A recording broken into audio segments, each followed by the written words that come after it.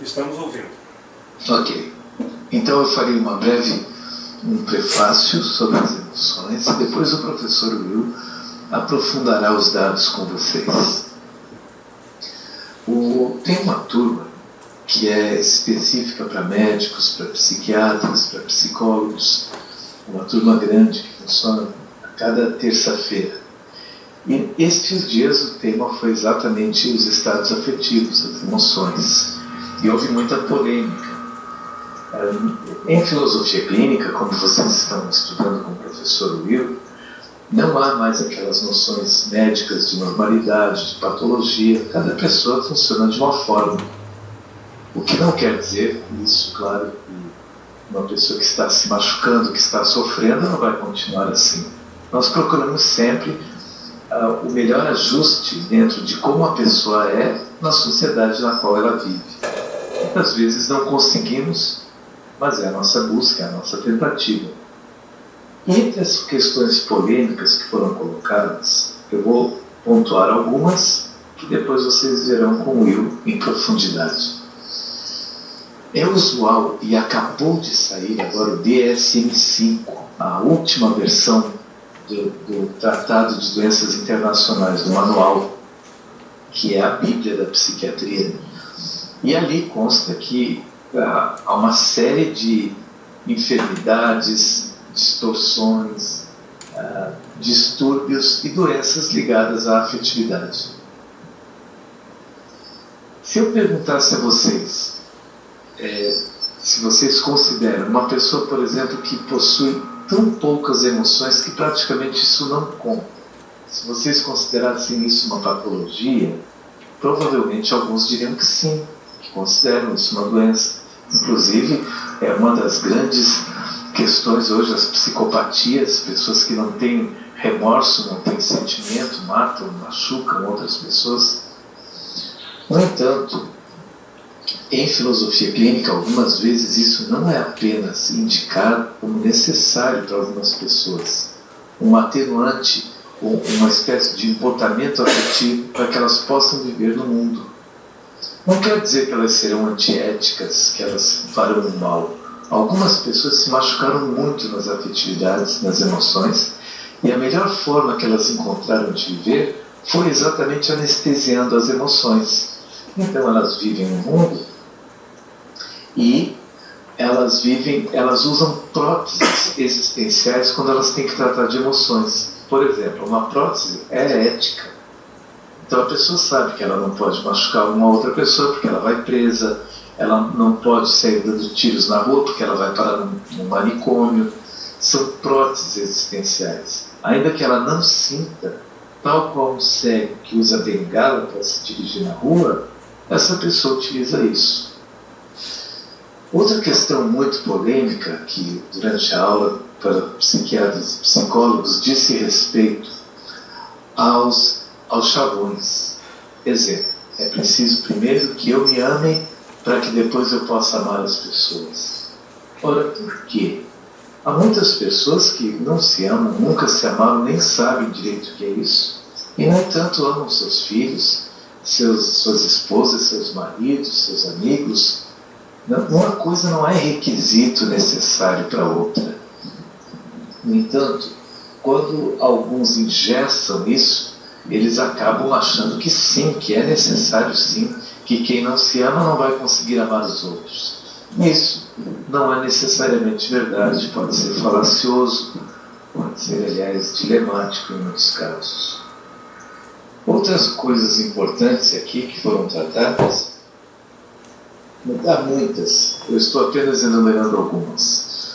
Uma outra é que diz respeito ao fato de eu ter que me aceitar existencialmente. Uma grande inverdade, viu, pessoal, e muito perigosa em alguns casos. Não é uma necessidade a pessoa ter necessariamente que se aceitar. Alguns precisam, sim, sem dúvida, alguns, mas outros não. Há pessoas que elas estão sempre em busca, estão mudando, elas não têm essa demanda interna, essa necessidade, essa premissa de uma autoaceitação. E alguns, se fizerem isso, vão acabar cometendo grandes males existenciais. Por exemplo, Adolf Hitler tinha uma grande autoaceitação.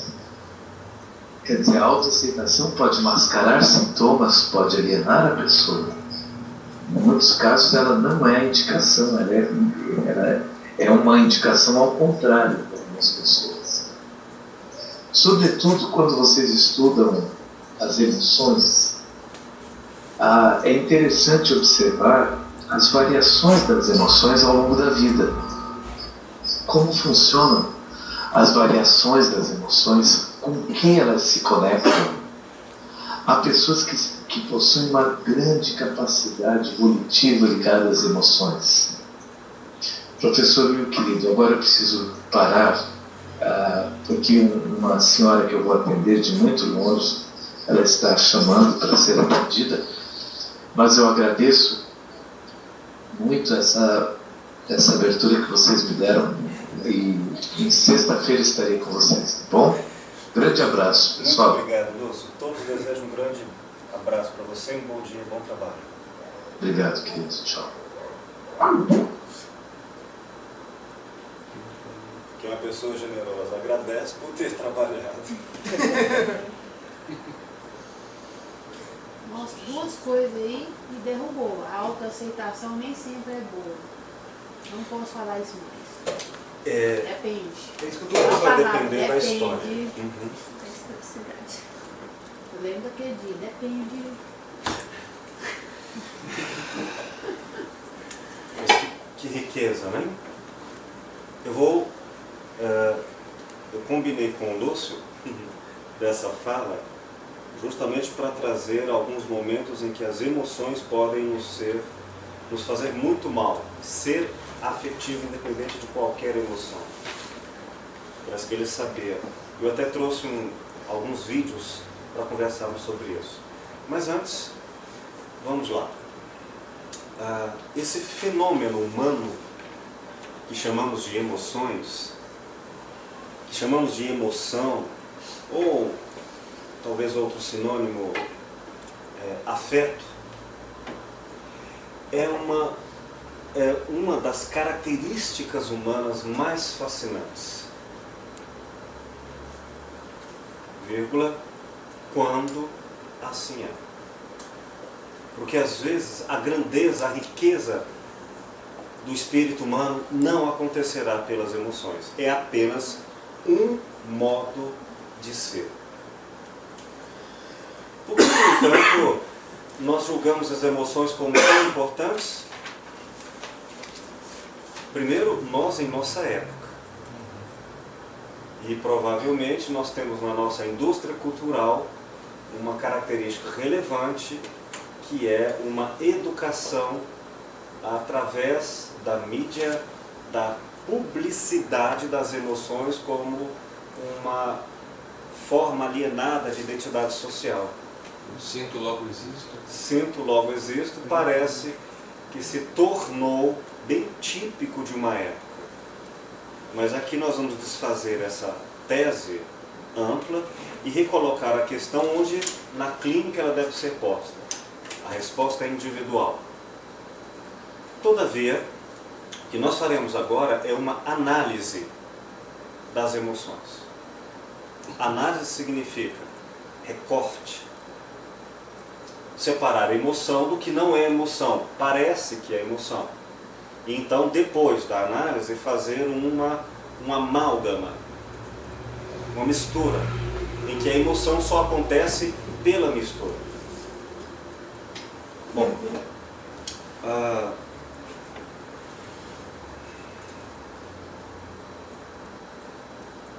podemos pensar, em princípio, em dois fenômenos da emoção. Ela pode ser uma emoção pura em si mesma, não pura em termos de conteúdo, pura em termos formal, do fenômeno, do viés de implicação, ser uma emoção puramente emotiva. Esse tipo de manifestação emotiva não tem nenhuma explicação, pois qualquer explicação trairia a gravidade do ser puramente emoção. Então, por exemplo, é como ver um copo azul e dizer assim, nossa, me emocionei com esse azul. Isso ser tudo o que se dá para tirar disso. Não é porque é isto, não é porque é aquilo, não tem nenhuma derivação. É um fenômeno puramente afetivo. Esse fenômeno não é tão, pelo menos eu vejo, não é tão comum, sem ser melhor ou pior. Normalmente, nossas emoções estão enriquecidas, estão misturadas com vários elementos de outras percepções humanas.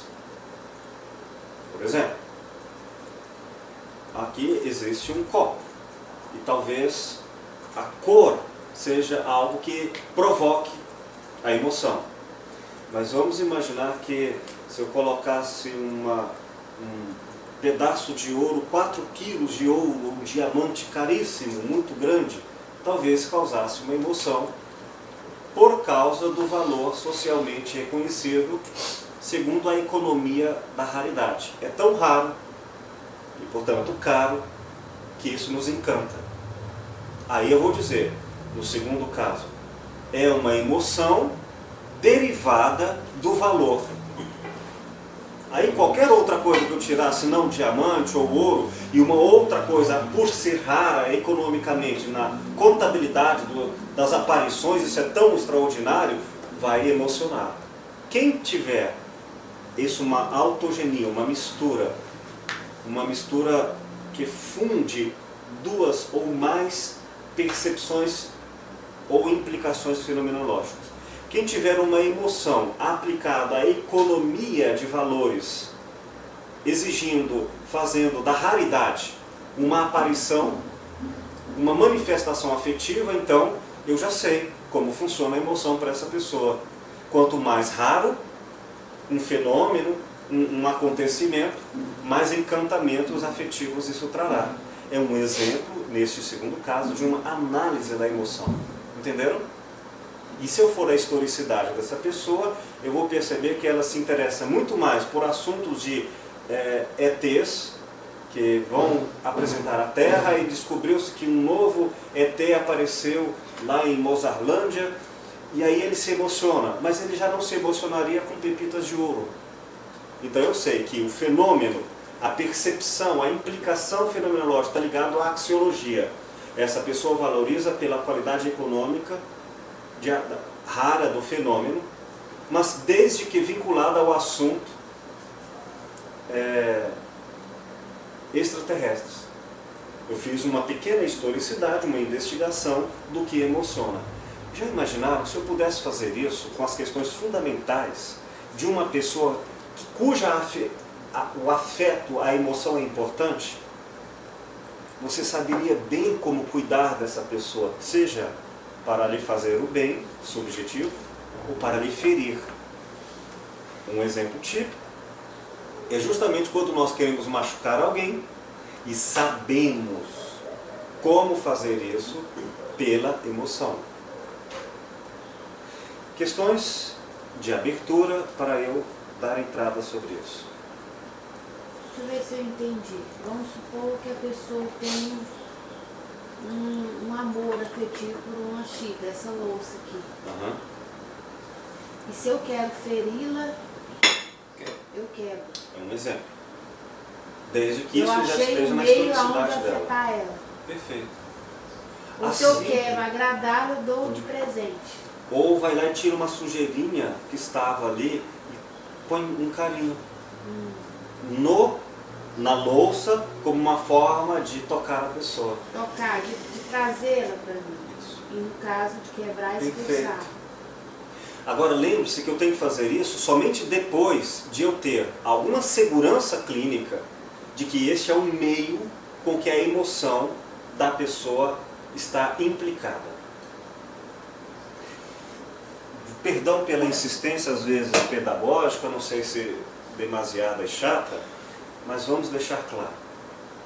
Quando eu falo em uma chamada emoção pura, é aquela em que eu não consigo registrar o vínculo, a implicação fenomenológica. Ela se encanta e ela se emociona e eu não sei em relação ao quê. Não tem uma razão para aquilo. Eu não tenho como identificar. Minha análise não decifra. Acontece? Acontece. E provavelmente a própria pessoa também não sabe. E, portanto, remotamente também não explica, não traduz, a fim de que possa ser captado o porquê se emocionaria. Então existe isso. Talvez a tentativa da explicação dessa emoção pode corromper Claro, a emoção se for dela esse o e caso. destruir completamente o que ela estava sentindo e não ter mais. Tipo, o fato da explicação já não dá mais sentido. Perder seu encanto, vamos dizer assim. Perfeito. Exato. Mas deixa eu só completar a outra parte. No entanto, se tivermos uma emoção composta por autogenia, lembrando que a autogenia é a mistura, o amálgama entre diferentes percepções humanas, tornando-se uma só, mista. Como um ferro fundido com ouro e fundido com cobre. É uma só substância. É uma síntese profunda, que nem é mais possível a distinção. Só o fenômeno pode ser, por aproximação, analisado. Bom, eu sei que há um pouco disso, um pouco daquilo, e essa mistura é feita na história. Bom, então vamos agora verificar como a parte das emoções puras. Como é que você vai saber disso? Escutando. Não reconhecendo o que não há para ser reconhecido. Você pode dar mais exemplos de emoção pura? Rir de uma piada, por exemplo. Não, neste caso, você mesmo já colocou um vínculo, está ligado à piada. Tá. Uma emoção, deixa eu explicar. Fenomenologicamente, tudo o que nós existimos como consciência humana é na relação com o mundo, não é? Então, se eu me emociono na relação com o mundo. E esse mundo, ele é comum. Se eu me emociono com o copo, então eu sei que do lado de fora o copo é o viés com o qual eu me emociono. Aí eu tenho um vínculo, eu tenho uma historicidade que eu posso lastrear. Isso eu identifico. Porque do lado de fora eu posso reconhecer o copo. Nem todos se emocionam com o copo. Fica claro então que o copo não é emoção. Mas através do copo a pessoa se emociona. Então quando a pessoa diz, nossa, a poesia me emociona, eu estou vinculando. Esse é o caminho. E quando a pessoa se emociona e não há nenhuma, no mundo, nenhum registro do mundo, isso que eu vou chamar de exames categoriais, não há na existência do entorno nenhuma identidade, nenhum fragmento, nenhuma análise pelo qual eu possa conversar. Aí eu só posso e devo respeitar a autenticidade de uma emoção cuja fenomenologia não vai explicar. Não quer dizer que a pessoa não se emocionou. Também não significa que ela no fundo se emocionou comigo, só não reconheceu. Não, se eu não sei, eu vou colocar essa emoção sem lastro, sem registro. Chamo eu, Will Goya, a isso de uma emoção pura, no sentido de uma emoção sem identidade, sem implicação fenomenológica. Tá? Bom, mas por meio da linguagem, de uma analítica da linguagem, eu identifico que essa emoção tem historicidade. Então ela tem vínculos com o mundo. Então, aí eu vou atrás da como a pessoa se aproximou do copo, se é por um viés estético, se é porque minha mãe que me deu este copo, qual é o elemento que tem história dentro da pessoa em relação ao mundo. E conhecendo isso, eu tenho um caminho de conhecimento, de percurso, de prática clínica. Eu vou falar algumas questões em razão, claro, não de casos específicos, mas dos padrões comuns de nossa época. segundo o que cada um de nós, em geral, mais ou menos reconhecemos. E por isso eu posso falar deles com certa facilidade. Bom, primeira característica que eu gostaria que vocês observassem. Observassem e acolhessem em seus corações como sensibilidade para lidar com os outros e consigo mesmo. O fato de uma emoção ser forte e ser intensa não significa que ela é importante. Essa é uma ilusão que temos que evitar na clínica. O fato dela ser forte Ou intensa não quer dizer que ela é importante dentro de uma demanda clínica. No entanto, nós podemos ficar seduzidos pela emoção. Quer um exemplo?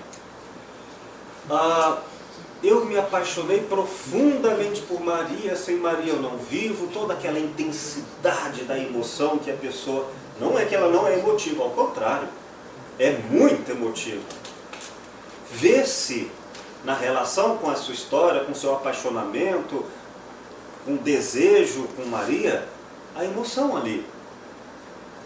Mas aí acresce-se uma informação que está no mundo da vida, e nós fazemos clínica no mundo da vida, que é diferente por variações ao infinito, segundo as percepções da pessoa, que Maria é pobre. Maria não é rica. Aí eu estava encantado ao ponto de morrer por Maria, vírgula, quero mais não. Desencantou. Desencantei. Eu não estou aqui fazendo um rastreamento da emoção para dizer que ela é verdadeira ou não é. Ela é um fenômeno verdadeiro. Existe a emoção. Mas como ela não é determinante, não é importante em relação, talvez, aos valores dessa pessoa, ou o tópico 1, que seria como no mundo, como é que se reconhece a importância de alguém. E se essa pessoa eleger como valor para o que importa no mundo e ela ceder a isso, o dinheiro, então a emoção vai apitar alguma coisa? Vai mandar em alguma coisa? Não. Cuidado, às vezes a emoção é verdadeira, é autêntica, é legítima. É legítima e é até importante, ou seja, ela mexe com a estrutura de pensamento porque ela é constitutiva. A pessoa é, diríamos, essencialmente, mas mais adequadamente, ela é estruturalmente emotiva. Porém, apesar de importante, não é determinante. Em última análise, ela vai ter conflito, mas não será a emoção seu guia. Um exemplo típico. Você já deve ter conhecido pessoas assim, ou cada qual em situações semelhantes. Eu já vi isso. E reconheci a autenticidade do que eu vou lhe dizer. Não foi um julgamento superficial. Pessoas que se encantaram, apaixonaram e por toda uma vida não esqueceram este amor ou esse desejo, como queiram, esse enamoramento afetivo com uma outra pessoa. No entanto, foram claros em determinar que não se envolveriam enquanto não conseguissem um bom emprego. Período que às vezes é estabelecido como um concurso a ser aprovado e cuja circunstância na vida demora tanto tempo que a pessoa amada se casou e foi para o reino do Beleléu. E você não deixou de gostar, a emoção permanece importante, mas ela não determinou, causando um conflito, não sei se no nível do impedimento, do travamento, com consequências, ou se é simplesmente uma dor que não impediu ou fragilizou essa estrutura de pensamento na sua caminhada. Mas aqui nós temos, então, dois exemplos entre a emoção que é intensa ou forte e não é importante, ela é só no âmbito do imediato. Segundo, quando ela é importante, mas não determina, porque outro tópico é determinante. É um exemplo. Ficou claro? Lúcio, Pode ser, eu levo pro louça. Eu acho que tem, assim, talvez fosse até colocar mais na frente, mas eu vejo com muita frequência um caso, como se fosse um terceiro caso, em que a emoção ela é forte, é intensa, ela é importante, ela é determinante, pelo menos Sim. no que a pessoa faz, Sim. e ainda assim, às vezes, quando você vai olhar na historicidade da pessoa, esse fator forte, importante, determinante, só afasta ela do E ela encontro nega. mesmo, assim, tipo, eu tenho algumas pessoas que eu conheço que vivem como se fosse assim, a paixão para elas é tão forte e ela meio que larga tudo mesmo, é determinante, ela larga e vai atrás da paixão, só que dentro da historicidade dela, cada vez que ela faz isso, acaba desviando ela de quem ela é, de tudo, e aí assim, é forte, é determinante, é importante, e ainda assim, às vezes não é o caminho, não é Mas ela tem medo, onde tem esse encontro. Oi? Ela evita, né?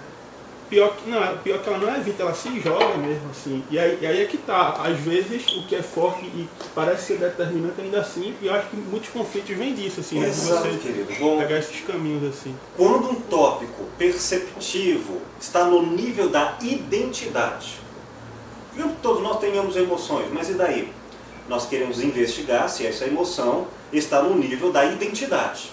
Ou seja, mexeu na emoção, mexeu na identidade dela. Senão seria como um elemento instrumental. Eu gostei, mas não sou eu. É só o meu gostar. Eu tenho o pé, mas não sou eu, é só o meu pé. Ela trata isso como um instrumento, não no nível de sou eu identitariamente. Se isso for uma estruturação no qual a pessoa tem a identidade, e isso for importante ou determinante e ela se trair, com certeza essa estrutura de pensamento vai entrar em alguma forma de colapso existencial. E aí, é claro, como isso vai acontecer depende da composição maior, da autogenia da estrutura de pensamento. Se ela for mais, ela vai começar a desenvolver doenças, dores de cabeça, insônias.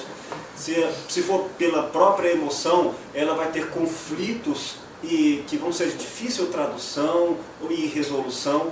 De várias formas, a emoção vai ser uma maldição na vida dessa pessoa, até que ela seja autêntica e fiel ao que lhe dá condições de existência. Muito bom exemplo, e ele vale para todos os tópicos determinantes. Bom dia, Carla. Seja bem-vindo. Essa almofada aí é justamente para combinar com o seu vestido. Esse daí. Muito bem. Então nós não podemos considerar que uma emoção é verdadeira ou não é verdadeira. Temos que considerar se esta verdade, porque sempre é um fenômeno verdadeiro, se isso é autêntico ou inautêntico. Inautêntico, o caso agora citado pelo Alexandre.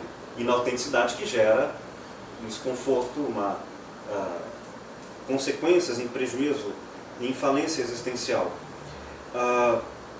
Então, o fenômeno, enquanto fenômeno, é verdadeiro. Mas ele pode ser verdadeiro só na superfície, que, já vimos, chega a ser importante, apesar de intenso. Então, nós vamos ter que fazer uma pergunta. Quais são as condições fenomenológicas que nós vamos investigar pela história, pela historicidade, que levam uma pessoa a sentir emoção, ou ela acontecer da maneira como se o deseja. Por exemplo, recebi em clínica um rapaz que me trouxe, entre várias questões associadas, naturalmente, um assunto que foi o último. O último aqui não é o último final. É aquele eleito por uma observação como tão importante ao ponto de ser estrutural na caminhada dessa pessoa, ainda que hajam outros, ou isso seja refeito ao longo da história. Qual era a questão? Ele trouxe essa demanda. Eu me apaixonei por uma pessoa que infelizmente me faz mal, que me machuca, e ainda foi clara em dizer: eu estou usando você só pelo seu dinheiro. Disse isso para ele quando o dinheiro acabou. Disse: eu vou embora. Porém, aconteceu de ele recuperar dinheiro e o rapaz voltar.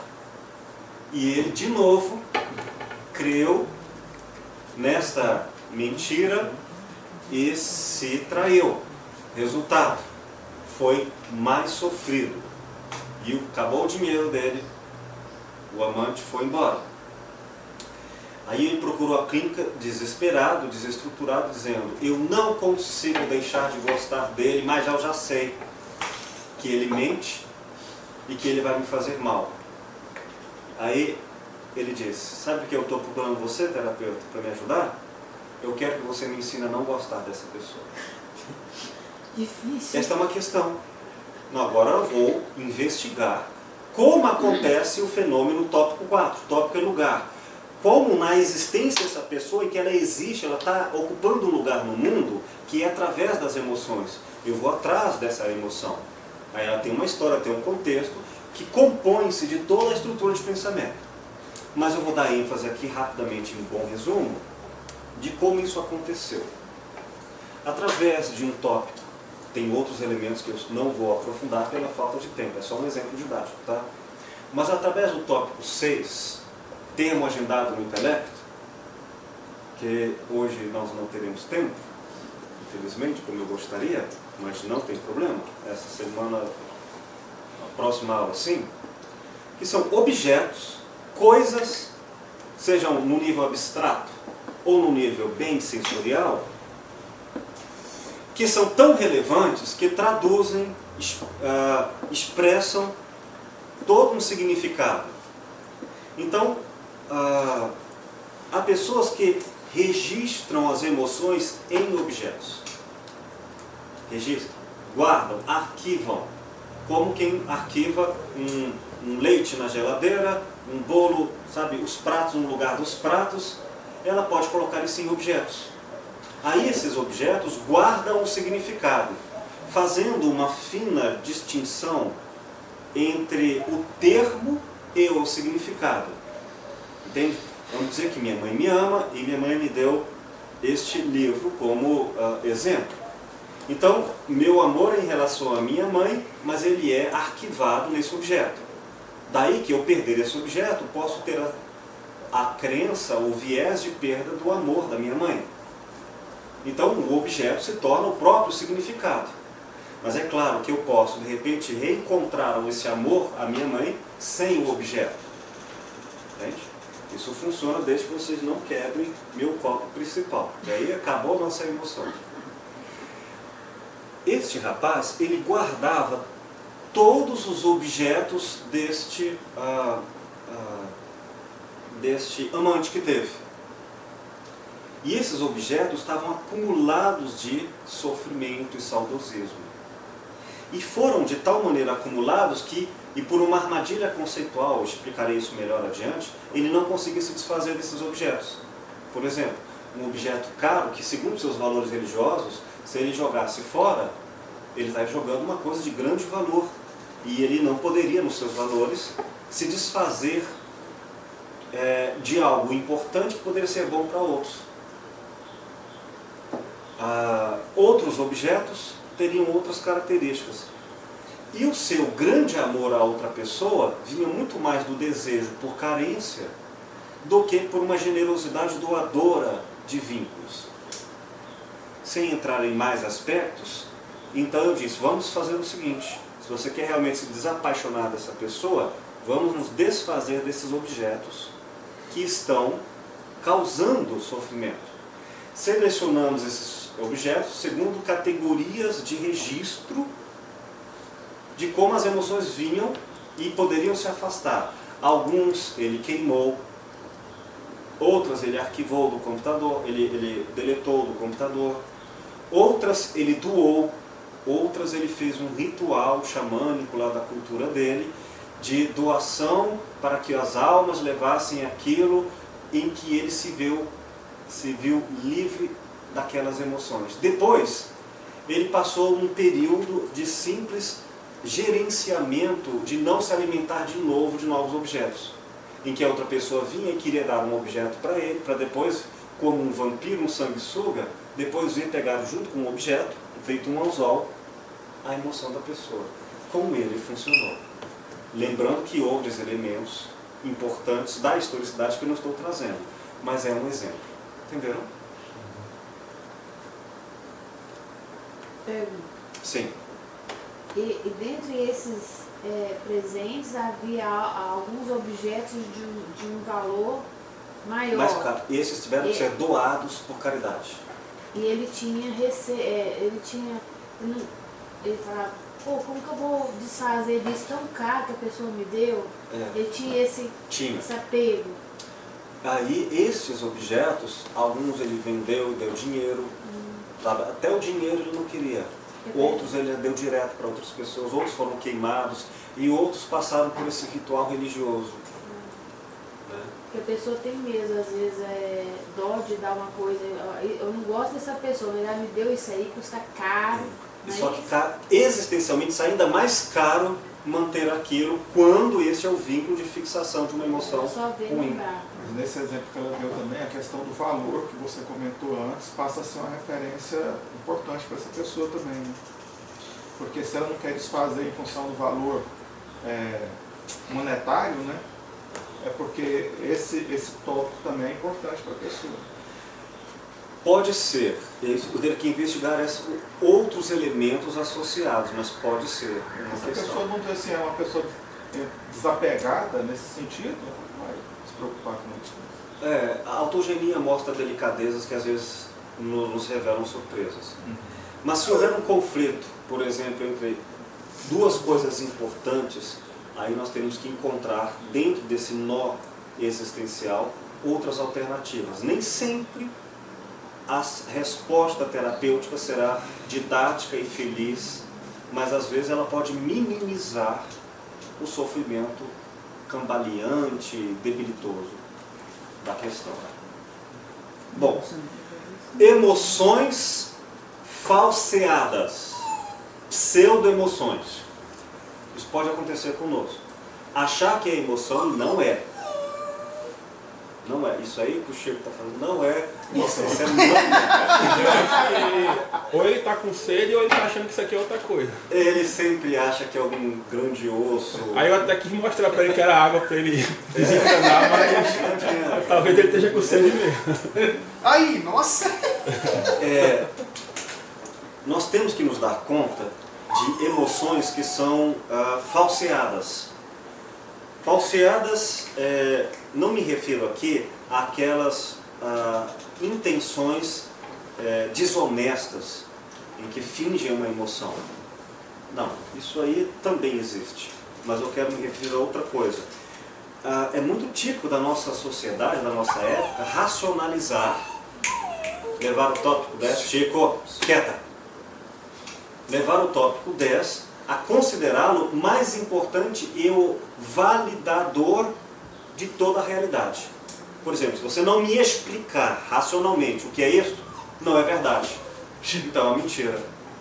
Aí o critério do raciocínio se torna o único elemento de validação. Só que pode não ser verdade, pode ser aí um raciocínio inautêntico na existência da pessoa. Por exemplo, mania minha, que eu fico me corrigindo. Eu vou, sei lá, eu ofereço vários picolés. Aí, Paulo fala, filho, pega um picolé. Aí ele escolhe um. Eu falo, por quê? Porque é um agendamento que a pessoa não precisa respeitar obrigatoriamente a semântica. Ele fala, não, porque é uma pergunta que deriva lógica entre conclusão e argumento. Não, ela porque sim, porque é bonito, e bonito não é necessariamente um argumento, é estética. Mas vamos dizer que eu insista em dizer, não, mas você não pode simplesmente escolher um fruto, um picolé de fruta, quanto é óbvio que o chocolate é melhor. Alguma razão tem que ter nisso. O que é isso? Se eu insistir e a pessoa responder atendendo às demandas externas a ela, ela até pode encontrar uma razão. Porque foi um lançamento novo, porque é isto, isso e aquilo, porque tem mais vitaminas do que isso, porque... Aí ela dá uma explicação racional, mas não foi originalmente através da razão que a emoção surgiu. E se nós fizermos isso em clínica, nós perdemos a autenticidade do discurso.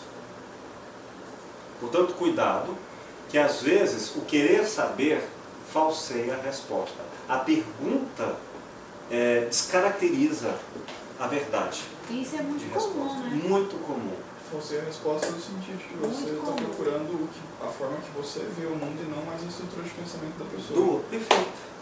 É muito E quando você comum. pergunta, você gosta mais do papai ou da mamãe?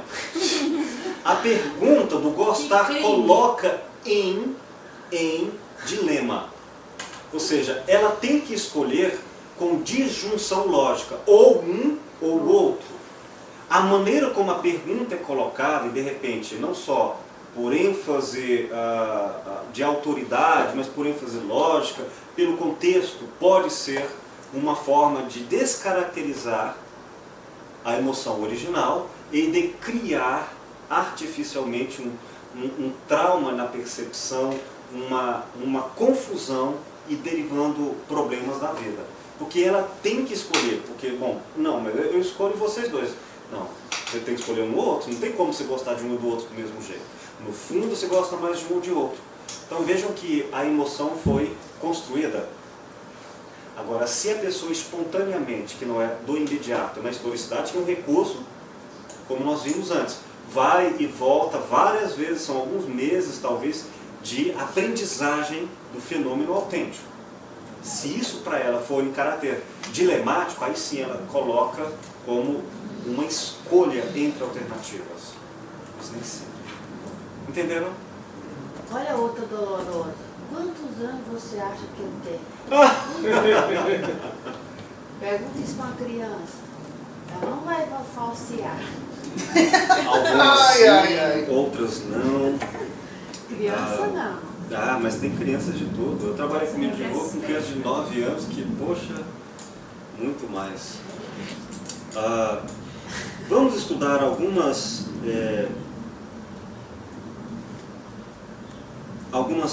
derivações da qualidade das emoções. Por exemplo,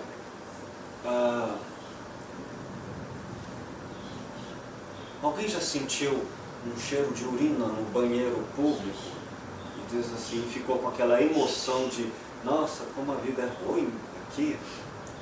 Não como uma vida ruim, mas que coisa horrível. Pode ser só no sentido sensorial. Mas será que aquilo não pode se misturar, por exemplo, a um filme, a uma outra questão, e somada ao olfato, somada ao 5 sentido corporal, a minha emoção se vincular à sensação? Depende. Pode. Para quem tem a sensação forte, a emoção pode vir caracterizada. Lembraram muito. Não, ela pode vir somada, misturada, emoção com sensação. Vou dar um outro exemplo, não tão escatológico, um outro Você exemplo. está falando de emoção e sensação Isso, agora. quando elas podem estar misturadas.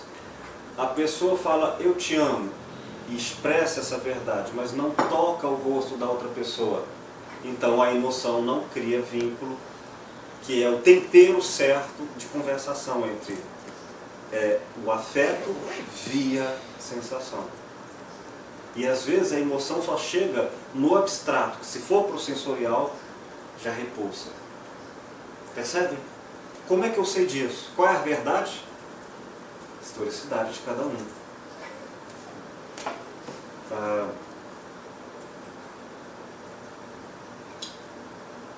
Outro exemplo?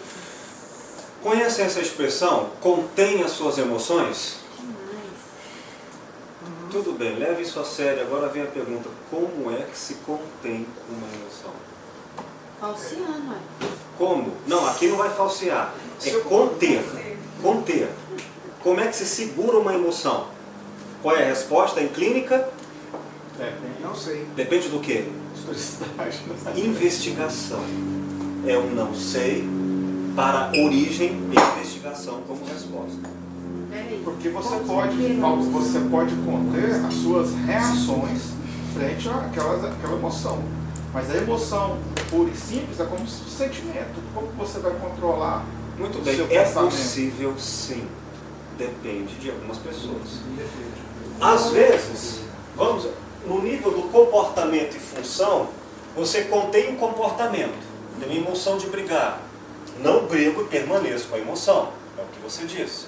Isso. Mas algumas pessoas, por exemplo, treinam emoções de tal maneira assim, ela morde a língua, ela morde a bochecha, ela se belisca, e aí ela contém, realmente veda aquela emoção. Eu trabalho aqui com a Brigada de Operações Especiais, né? Como é feito? Com o capelão militar. Então eles são treinados para... Não Exatamente. demonstrar. Na verdade é não expressar, né?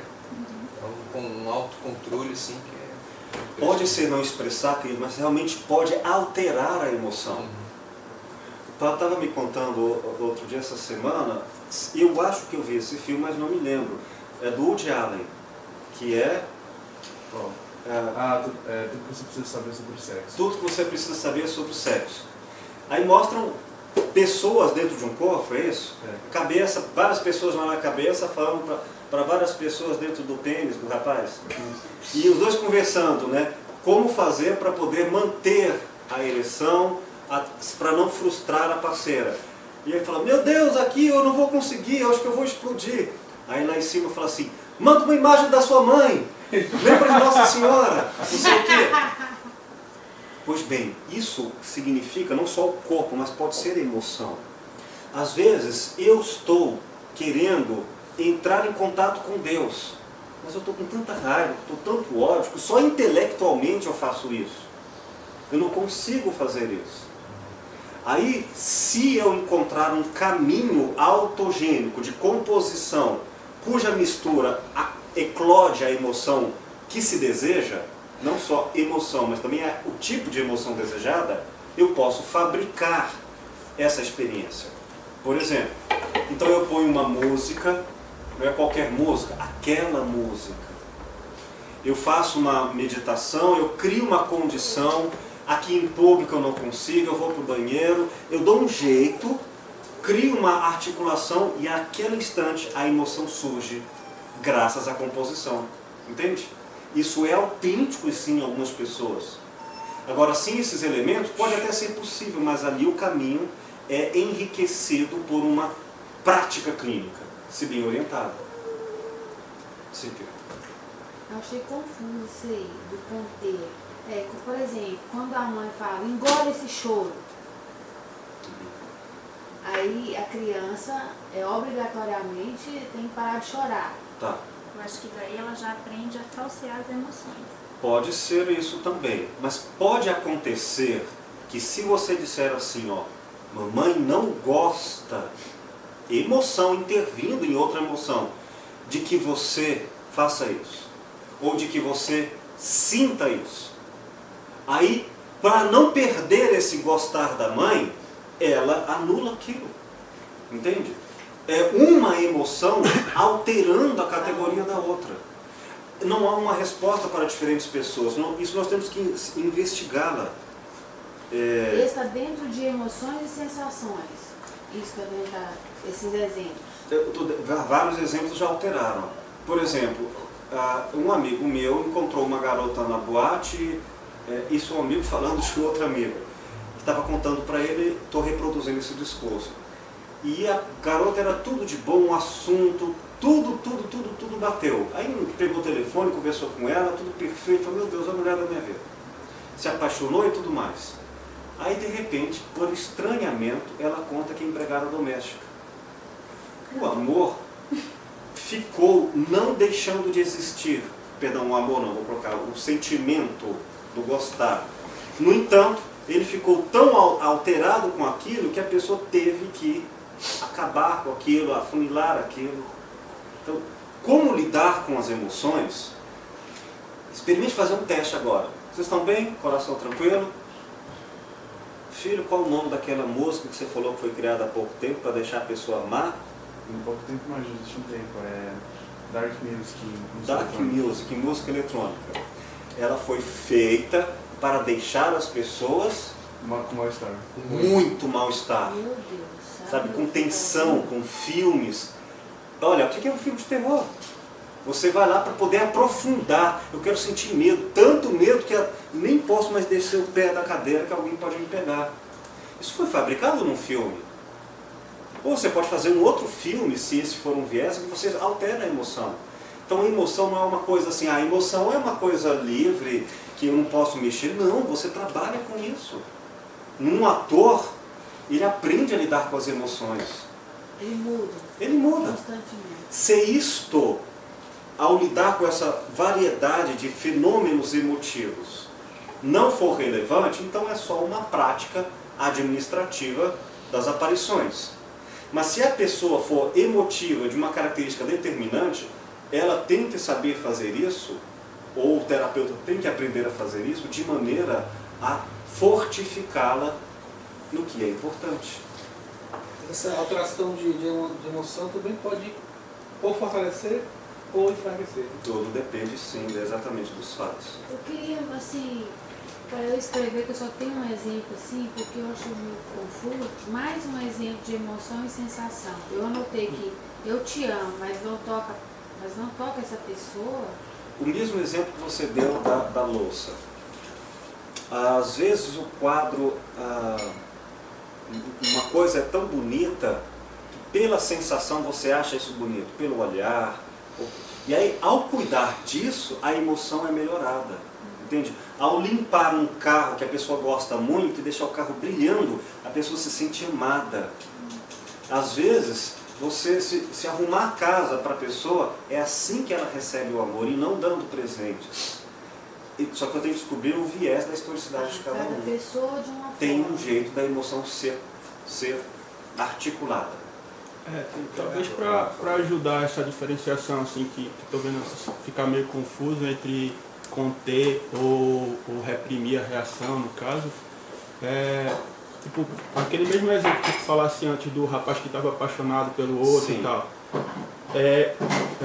Reprimir a reação seria, eu estou apaixonado por esse rapaz, mas eu vou reprimir isso porque eu acho que isso não é bom e tal.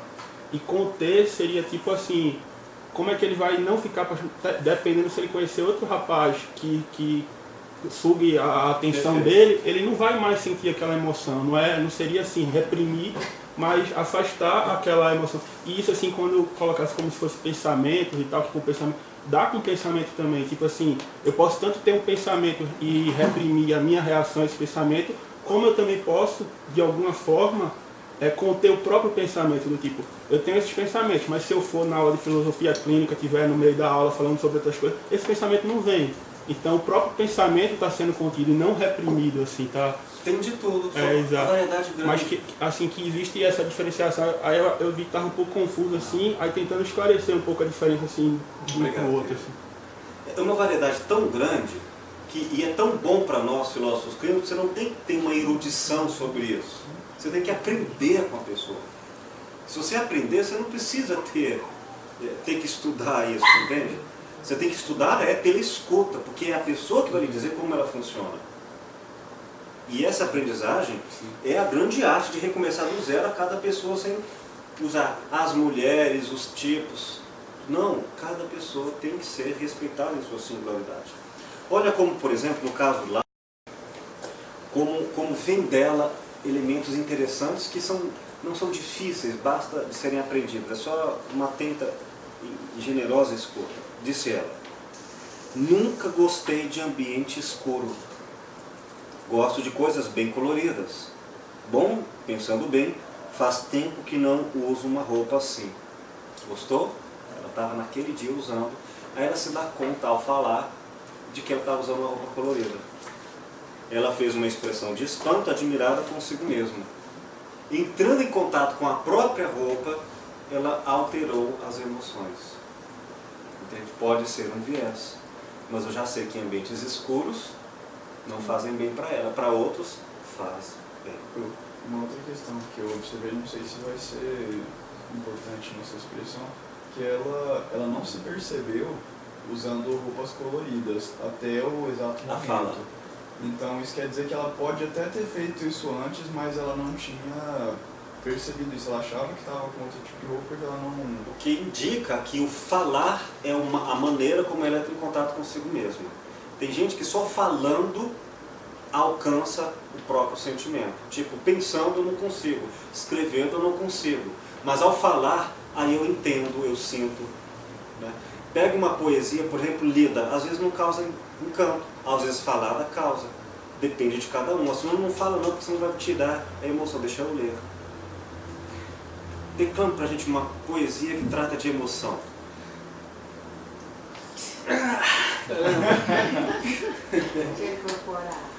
Então eu vou, apesar de não manifestar muito em datas, vamos então recitar uma poesia para a mulher. Amanhã, né? Por favor. Há na tua forma tanta beleza que meus sentidos não alcançam sua totalidade. Gestos que avançam da leveza do sorriso à magia da natalidade. Misturam-se em teu corpo preciso, pureza e sensualidade. Vem dos teus olhos o brilho do sol. Doura com teus raios minha sombra andarilha, já grudada em ti. É da tua boca o cheiro da chuva. Molha minha pele em suaves gotas, me faz adormecer. E o que esconde tuas roupas mantém-me ignorante diante dos mistérios do teu ser. É do teu abraço o calor do deserto. Escalda minha matéria. Não sei o certo. Teu sangue, vinho envelhecido, passeia em minhas veias, me faz viver o impulso dionisíaco, me extasia na hora da ceia. São do teu corpo inteiro as curvas de Brasília. Corrompe meu coração com a batida do rock and roll. É na tua mente a ideia de paz e guia-me sempre aonde eu vou. Me permite assim, com teu olhar, livre e perspicaz, sentir o cheiro do amor.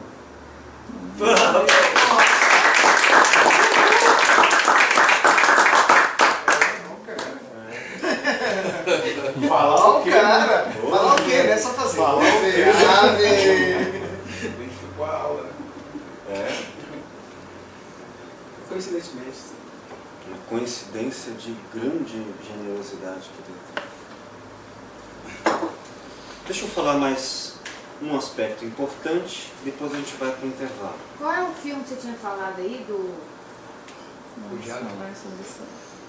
Tudo o que você queria saber sobre sexo, Precisa saber. tudo você precisa saber sobre sexo. Se uma pessoa alienada, por definição, não se percebe alienada, então nós somos alienados. Se uma pessoa que se auto-engana acredita-se autêntica e verdadeira, então como saber se agora não estamos nos traindo?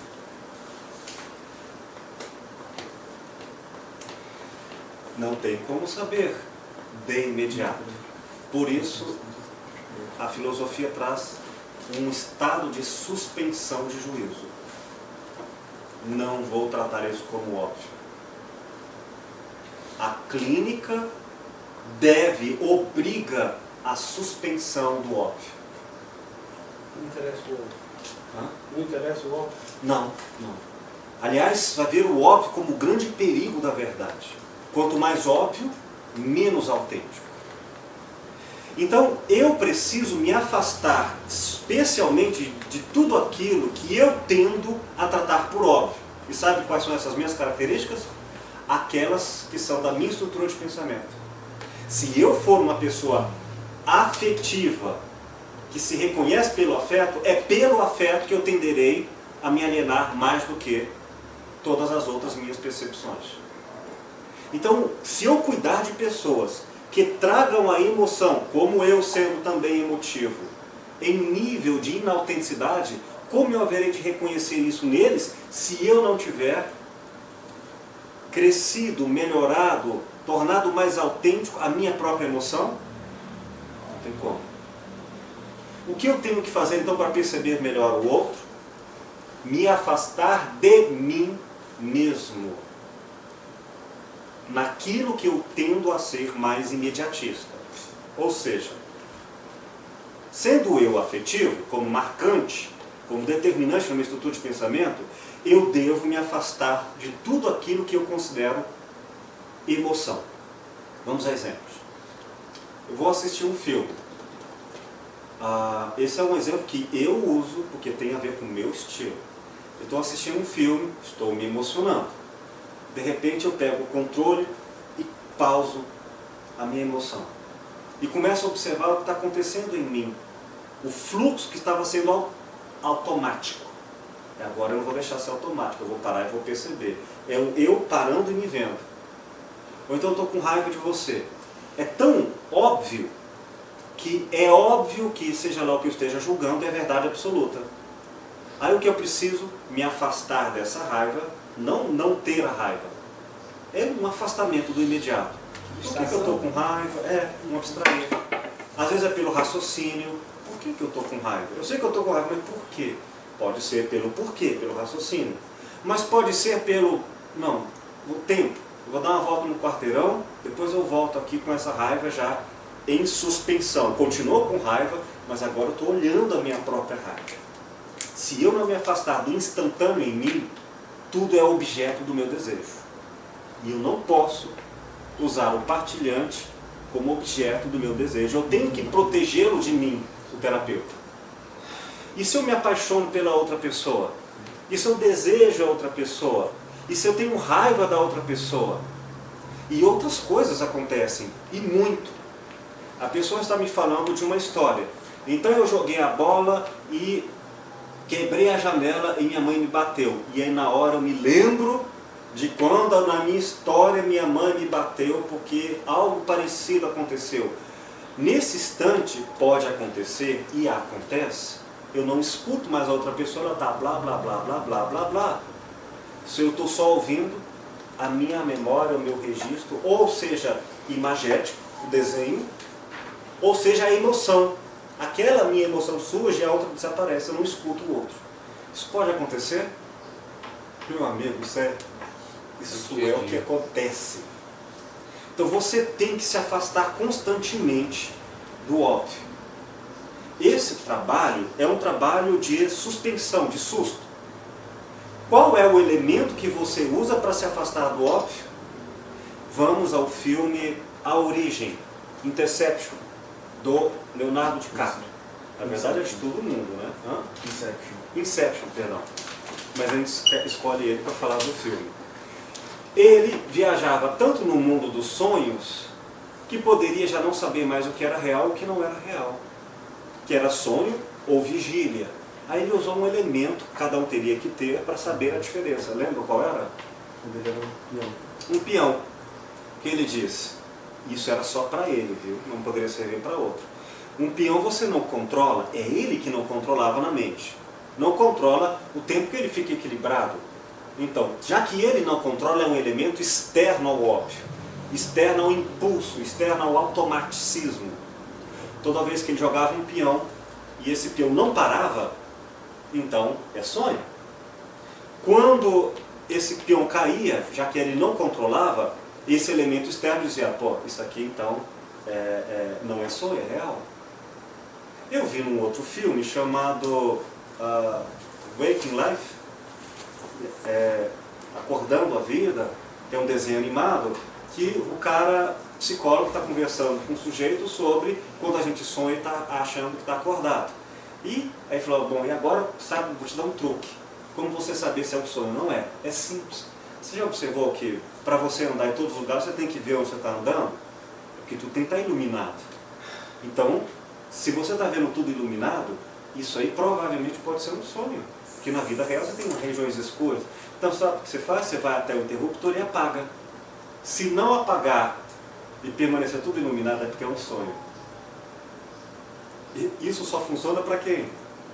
Para quem isso funciona? Nós temos que fazer isso conosco. Encontrar elementos. Elementos que chamam você para o autêntico. Se você afastar disso, o que vai acontecer? Delírio sobre delírio.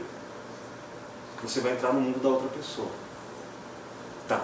Então, esses elementos eu vou agora falar deles. São os que salvam. Elementos que vão nos dar suspensão do óbvio para a autonomia das emoções. Autonomia quer dizer, isso aqui é meu, não é alienado. Se você me fizer chorar, contando uma pausa aqui na minha historicidade. Meus pais se separaram, eu tinha 9 anos. Aí minha mãe foi me contar a história. Ela chamou os filhos, falou: nós nos separamos e tal. Aí quando ela contou, eu fiquei pensando, gente, se eu não chorar, vai parecer que eu estou insensível, que eu queria que os outros falassem. Se eu chorar, pode ser que eu realmente estou achando ruim, mas se eu achar ruim, então quer dizer que eu quis que não se separasse. Eu fiquei confuso, gente, eu choro, não choro, choro, não choro. Que sofrimento. Eu vou chorar. Escolher sem chorar. Ai, ai. Que coisa engraçada. Nós temos que encontrar que elementos garantem nossa autenticidade. Sabe o que era característico em mim? Me questionar o tempo todo.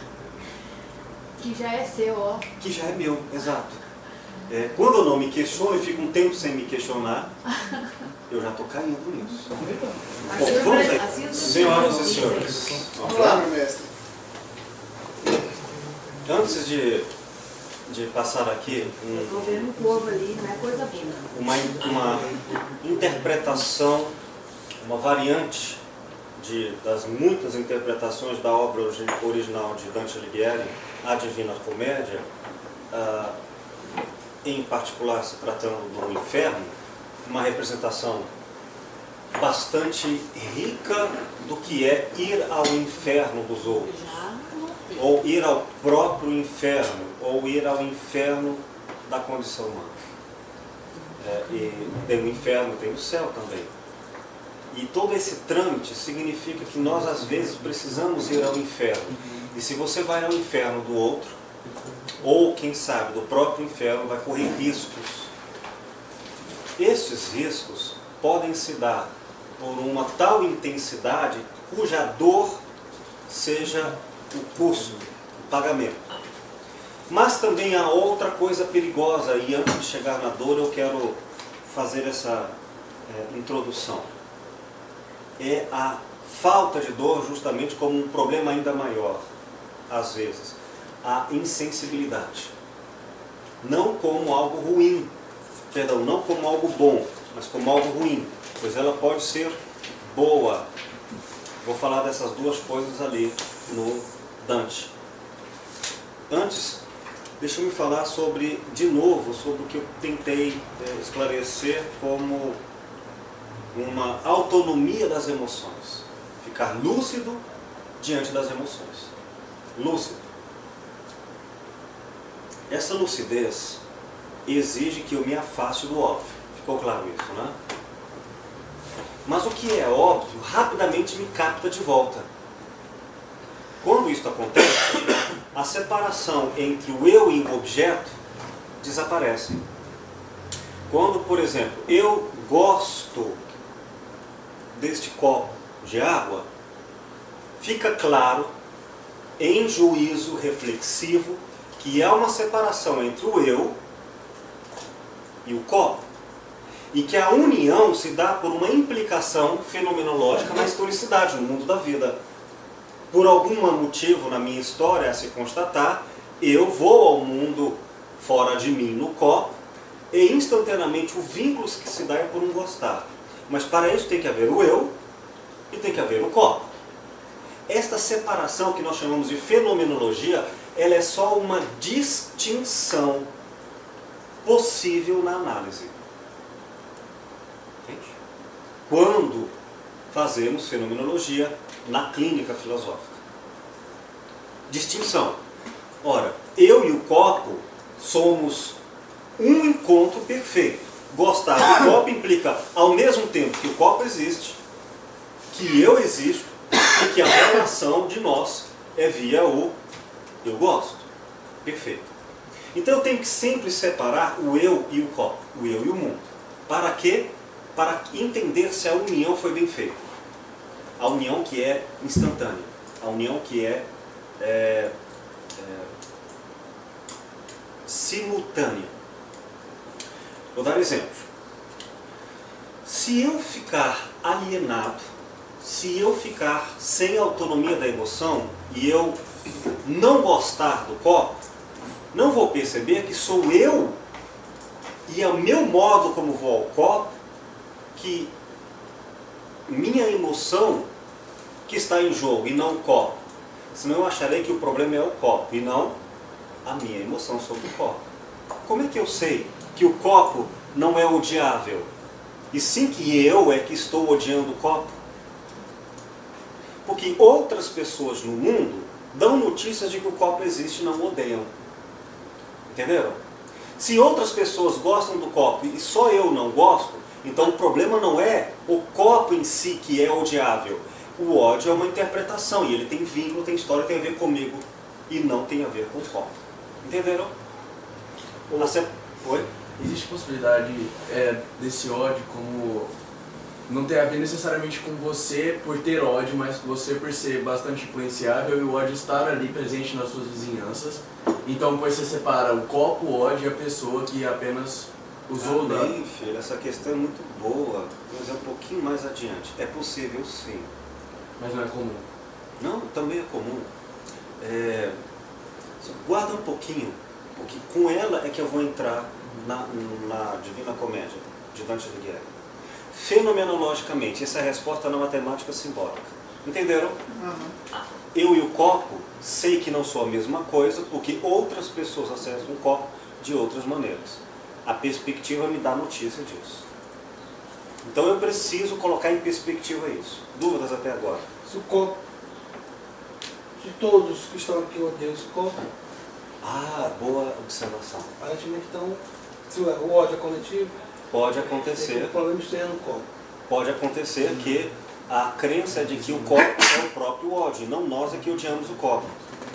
Foi fenômenos como esse que fizeram Freud dizer que a religião é um delírio coletivo, né? Porque não tem nada de religioso originalmente lá no Cristo, no valor. Só pode ser porque todos nós estamos criando essa fantasia de algo que não existe, com carências e substituições de uma insatisfação original. Só que, claro, numa conversação com Jung e numa conversação com outras perspectivas, dizer, Freud também está errado, porque existe um fenômeno religioso. Então nós não vamos dizer exatamente o que está acontecendo, mas por enquanto, essa fixação, confusão entre o eu e o objeto pode se dar no indivíduo ou na cultura. Entende? Se eu sei que o copo em si não é o ódio, e sim eu que tenho ódio, é porque eu tenho outras pessoas para comparar, não é? Historicamente é a mesma coisa. Tem outras culturas, tem outras épocas. Se eu não tiver a comparação, o fenômeno é tudo. Mas o fenômeno não é a essência porque tem outros fenômenos. Então, a cultura me mostra isso. Então, na minha época, provavelmente, eu teria grande dificuldade em perceber que o copo não é odioso em si mesmo. Eu teria que sair para outra época, né? É fácil dizer, por exemplo, a um alemão, poxa, como é que você foi nazista? É um absurdo uma coisa dessa. Mas ele estava naquele processo e não tinha um elemento comparativo estranho para confirmar nele ou para destoar dele a sua ideia. Não tinha. Então, hoje é fácil dizer isso lá. Mas é claro que tinham alemães lá que eram contra o próprio nazismo. Mas então esses alemães tinham referências dentro de si que extrapolavam aquela cultura e iam para outros universos. Está claro quanto a isso? Porque a pessoa alienada que chega ao consultório, ela diz, minha mulher é assim, ela é não sei o quê, ou então meu marido é assim, ou meu emprego é assim. E não percebe que é a maneira dele lá. Não quer dizer que não haja problemas do outro lado.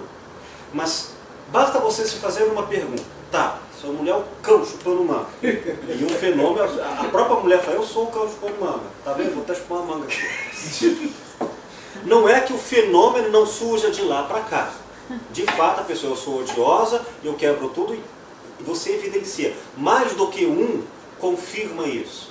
E exames categoriais, o assunto, a circunstância, o tempo, o lugar, o jornal, há várias evidências do entorno que dão objetividade ao fato. A pessoa odeia e tudo mais. Mas vamos colocar do lado de cá, eu gosto de fazer esse comparativo de um grande contraste. Pega uma pessoa que você conhece. Fulano, como é que fulano reagiria a isso? Seria do mesmo jeito que essa pessoa? Aí você vai ver que não. Né? Ou se você quiser, imagina um santo, diante do ódio que é objetivo de lá para cá, a reação não seria a mesma. Eu poderia olhar para a pessoa com piedade, nossa, como ela não sabe o que faz. Entende? Então já não é mais a coisa em si, sempre é a coisa e o olhar dela. Mesmo que o copo seja azul, eu vou ter uma coparticipação na realidade, ao ver o copo. Tranquilo? Então o que nós temos que fazer diante da tarefa da clínica? Vez em quando, tipo todo dia, toda hora, mas isso é difícil, vez em quando, crie elementos de afastamento do óbvio. Afastamento do impulso, do imediatismo. Bom, como a gente faz isso? Eu vou dar um exemplo genérico, amplo, e depois eu vou ao filme procurando outros indicativos de como procurar a autenticidade das emoções, a fim de que você vá ao mundo da outra pessoa cuidar das emoções dela.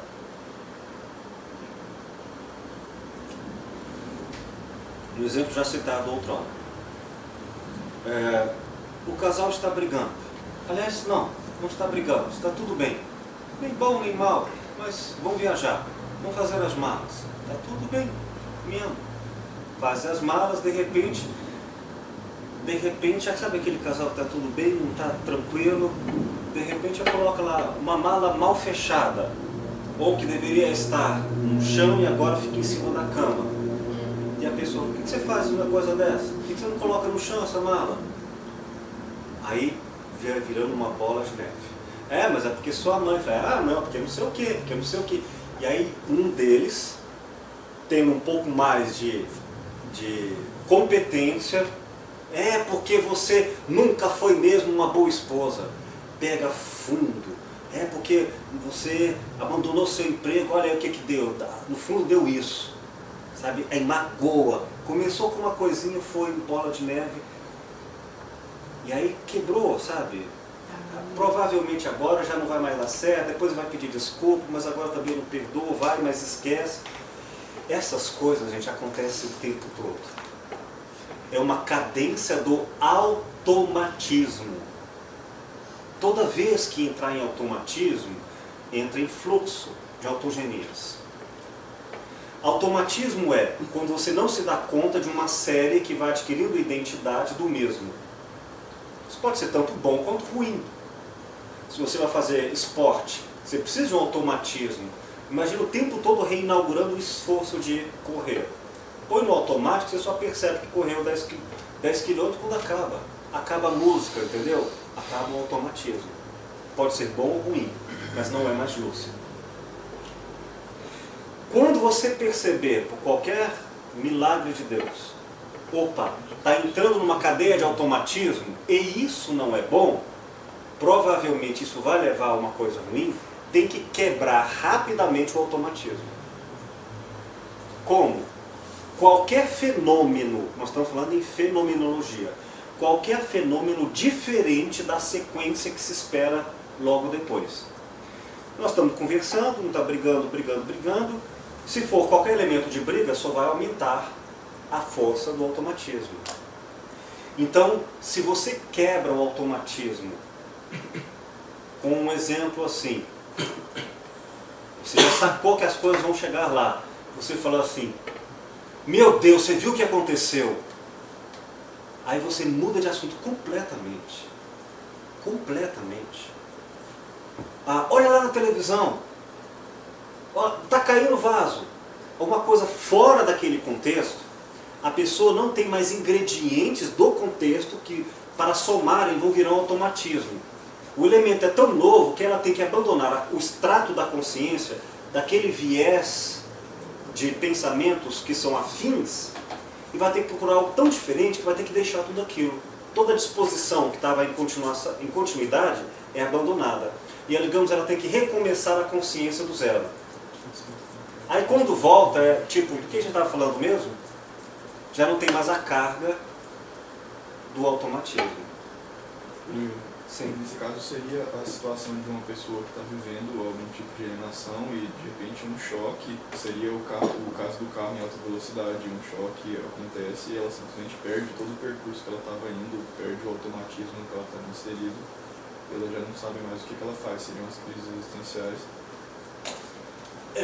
Uma forma de quebrar o automatismo. Pode ser a crise existencial isso. Você já viu um bêbado que se cura dirigindo o carro depois de um quase que bate? Cura a ressaca na hora, quebra o automatismo. As coisas acontecem. Pode acontecer, por exemplo, você está assim, Cochilando, uma emoção qualquer, você está gostando, mas é puro acostumar-se. Acostumar-se a gostar, entendeu? Aí surge uma coisa nova, aí você volta ao quê? Acorda a consciência. Ao acordar, você não tem mais o peso da inércia. Conhece a inércia em Newton? Todo o corpo tende a permanecer como estava, se em movimento, tende a permanecer em movimento. A quebra de coisas novas reinaugura a força do zero. E aí muitas brigas que ao invés de serem respondidas, têm que ser cortadas com o inédito. Porque se cortadas com o inédito, elas nem vão saber mais porque estavam brigando. Então o que você vai fazer? Você não vai meter a besta e dizer, não, está brigando por causa disso. Aí volta de novo. Pode acontecer na clínica, isso já aconteceu várias vezes, a pessoa começa a entrar em maionese. É um termo técnico para dizer que ela está abstraindo demais, indo muito longe do corpo. Isso é técnico. Resumindo, viajando. Está viajando. Isso é porque maionese é a versão em português. Os americanos usam vanilla. Já está entrando em baunilha. Ela já está entrando no doce da vida, ela está viajando naquilo. Tem um termo mais atual, né? Que volta Enfim, quando ela entra nisso, você tem que cortar, quebrar, porque é interessante para ela. Então muitas vezes na clínica já aconteceu de a pessoa começou a reclamar. E eu já conheço essa história, já sei onde isso vai parar. Na hora, eu olhei assim, gente, olha lá! Eu assustei a pessoa mesmo, ela parou tudo, olhou. Eu não, achei que fosse não sei o quê, não sei, olha lá. Pronto, quando ela volta, o que é mesmo? Pronto, eu tirei ela daquilo. Às vezes é uma intervenção necessária. Ou então você levanta e vai pegar um copo d'água. Você vai falar, peraí, eu estou sentindo...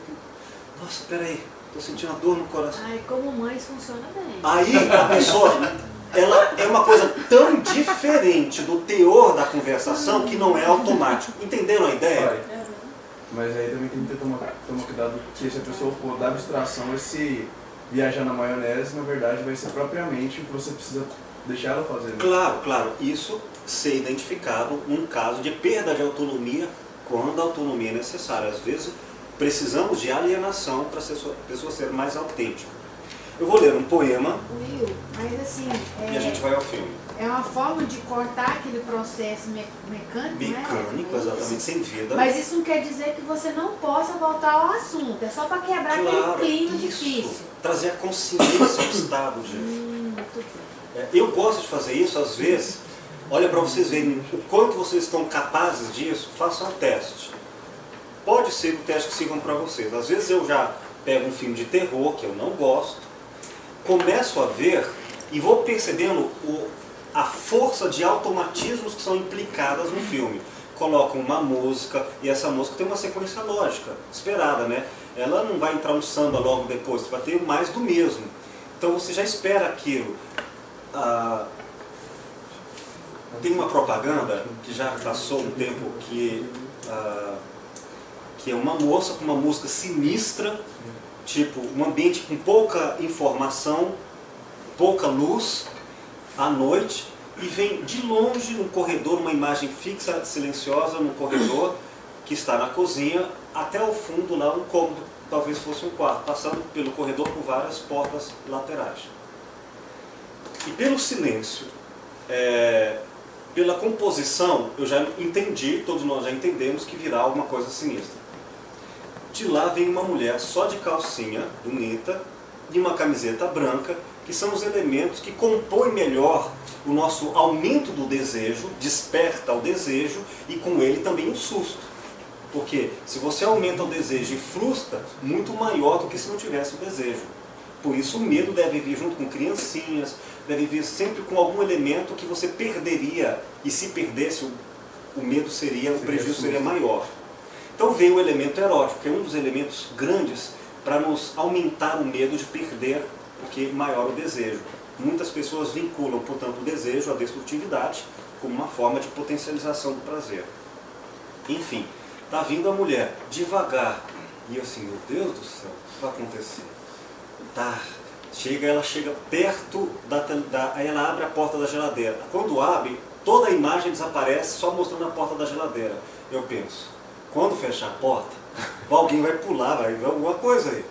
Ela fecha a porta com um copo de leite na mão, nada. Aí ela começa a voltar, fala, agora certamente alguma coisa das portas laterais no corredor vai pular em cima, alguma coisa está acontecendo.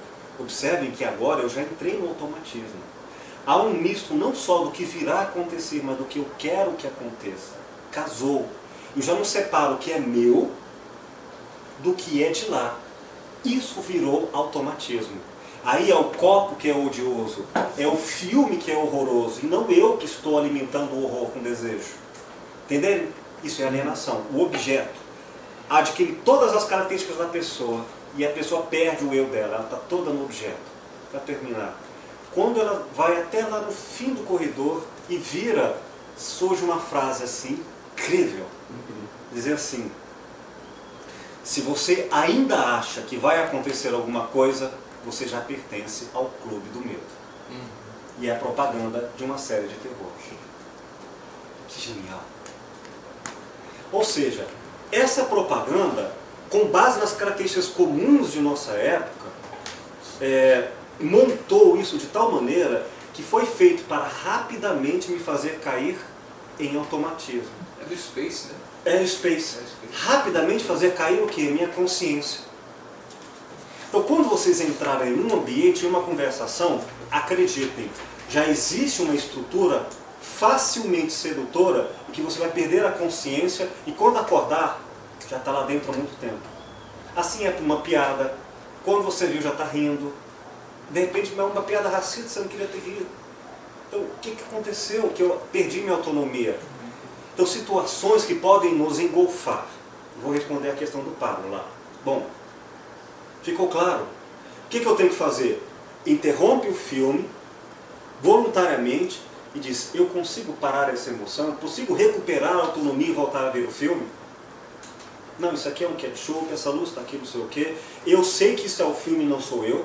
Conseguiria ver um filme de terror, embora sabendo que a imagem é de terror, não sendo vitimado pela ausência de consciência e alienado ao filme, substitua o mesmo para elementos eróticos, substitua o mesmo para elementos de drama.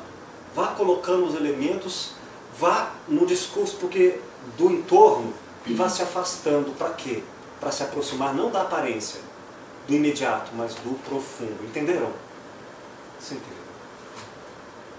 Eu poderia dizer, por exemplo, nós mulheres, alguma maioria, temos o ato de falar. Começa a falar e não termina e acaba em briga. Isso é característico de muitos homens querer quebrar. Você já viu que isso é característico de alguns homens, vamos dizer muito, de quebrar essa coisa?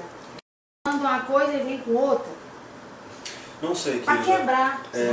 Pode ser até fragmentação do pensamento, que não consegue ouvir a pessoa até o fim. E a mulher se irrita.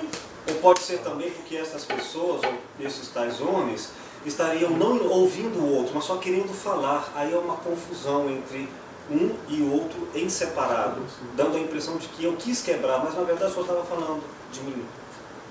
Não sei. Não, precisa de uma historicidade, mas eu já, assim, você falando provavelmente isso aí... na nossa cultura, isso não acontece com sabedoria. Então, o que eu já vi de muito comum em fenômenos semelhantes ao que você descreve, não é na intenção de quebrar a outra pessoa. É simplesmente uma outra pessoa egoísta que está falando de si mesma enquanto a outra fala. Entende? Não é que quer interromper aquela coisa, aquela angústia. Ele está querendo mudar de assunto. Está nem ouvindo a outra pessoa, está falando de si mesmo. Bom, mas isso falando em uma interpretação grosso modo. Poema Você Me Ama, de 2011, do livro Fazer Café, Amor e Filosofia.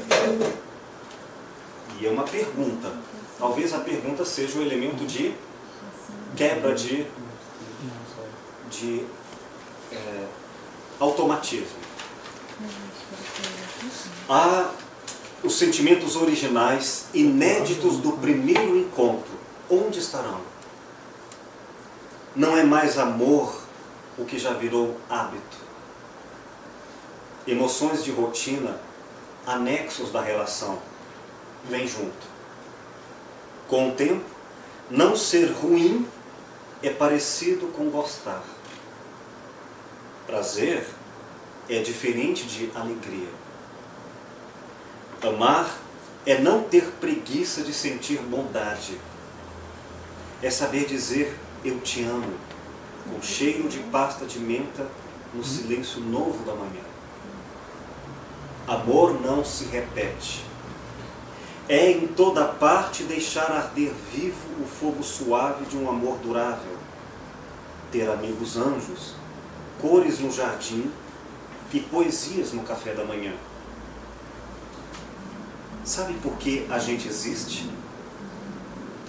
A resposta está nas muitas perguntas que a vida refaz em cada problema. Que importa a resposta certa se a verdadeira pergunta cala o desejo de ouvi-la? Você ainda me ama? Dê-me uma questão sem resposta e creia na força do meu silêncio.